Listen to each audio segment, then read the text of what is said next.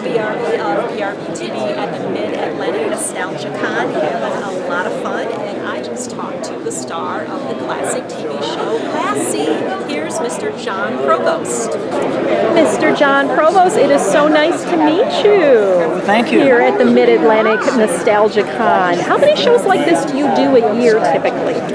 You know, it really varies. I'd say maybe 4 or 5, depending more so on the West Coast because I'm from the West Coast. Oh, okay. But the Midwest, the East Coast. Okay, and of course we know you as Timmy on Lassie.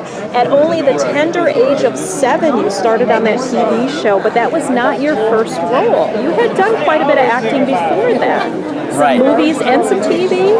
Yes, the first movie I did was called So Big, with Jane Wyman and Sterling Hayden, and I was not quite 3 years old. Wow! So and I did have a speaking role in it, and the role was so big. Do you actually remember any of that, or is that gone? I don't remember the first 2 movies that I made. Okay. Second movie was The Country Girl with Bing Crosby and Grace Kelly. Okay. And I was too young. I don't remember, but the movies after that I do, and I ended up making 10 movies before Lassie. I worked with, well, like I said, Bing Crosby and Grace Kelly. I worked with Rod Steiger, Cameron Mitchell, Anita Ekberg, just a lot of great people. And then in 1957, I started Lassie. And then did Lassie for 7 years. And in those 7 years, we did over 250 half-hour episodes. Wow. So a lot of people come up at a convention like this, and they have a specific episode that they really, really liked. Yeah. And do you often remember specifically, or do they remember more than you do? Exactly. Because did you actually watch your episodes? Well, when we were filming, on any given day, we could be filming 3 different scripts. So everything was out of continuity, and being so young, I didn't sit down and read a script from the beginning to the end. I would just memorize whatever I had to do the next day. So every Sunday, like the rest of the country, my family and I would sit down, Mom would bring out the TV trays, and we'd sit in front of the TV and watch Lassie. And then I would say, oh, okay, now that's why we did that, or that's why I did that. You get the other perspective. Did you find yourself, did you find that was helpful as far as improving what you were doing in front of the camera to actually see that other perspective? Did you find yourself critiquing little Timmy? Oh, sure. Sometimes I say, hey, that was pretty good, or sometimes I could have done that better. But, so, you learn. Yeah, isn't it amazing how different it looks in the finished product compared to how it felt when you were filming it? Exactly. And like I said, everything was done out of continuity, so it was difficult. Were there a lot of long hours on the set?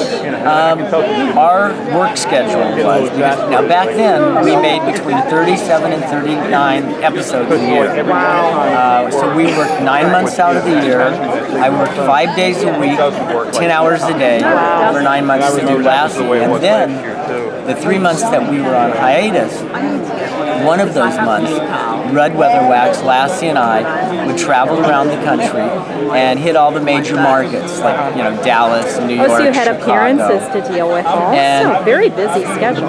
Yeah, and then one thing that Rudd Weatherwax would say is, if we were in a major city that had a children's hospital, Lassie and I would go to the hospital and visit the kids. Now, mind you, before this, there was no such thing as a therapy dog.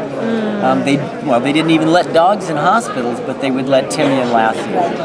And I'm seeing children that are my age, 10, 11, 12 years old, that may have polio, or they're in traction because they were in an auto accident, or severely burned from a fire.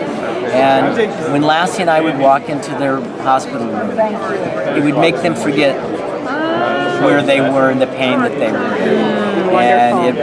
And it really affected me a lot as being a young child, because back in those days, like kids with polio and stuff, you didn't see kids. They were kept away, and things are different now. treat people with disabilities and handicaps totally different than we did in the past. And so it was a real experience. Yeah, that was a great experience for a young boy to have. Yeah. Really makes you appreciate what you have.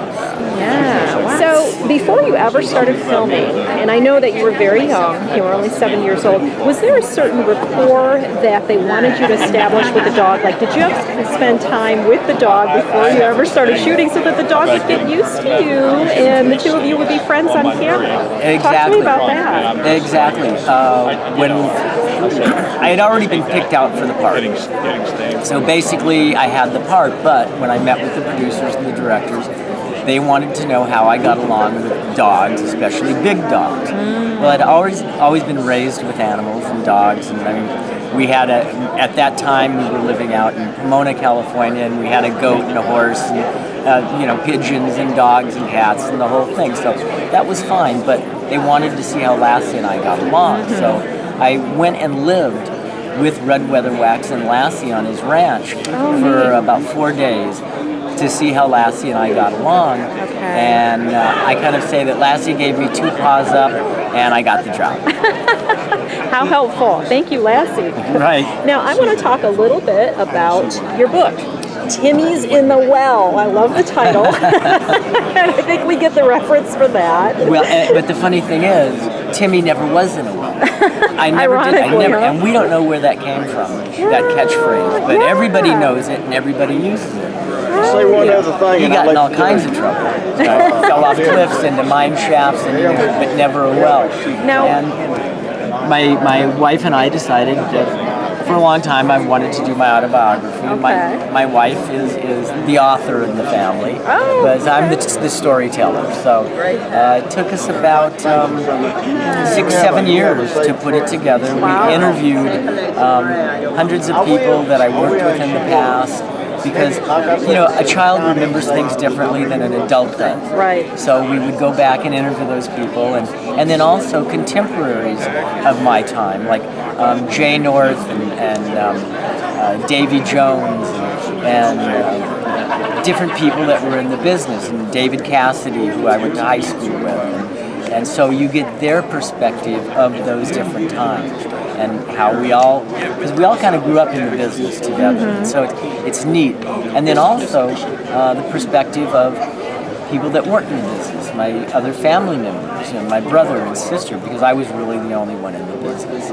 So it gives you a real insight to what it was like in the early days of television, because the studios were changing. They were used to making, big screen movies, and now this new thing called television was coming in, and everything was changing, and people were kind of shuffling back and forth to get it right. So it was a neat time to be involved with the industry. Yeah, I imagine. So nowadays, do you have certain projects that you're working on? Tell us what a day in your life looks like nowadays. Well, I'm a new grandfather, so that takes up a lot of my time, which is great. I do a lot of fundraising for no-kill pet shelters around the country. I've done the East Coast, West Coast, Midwest.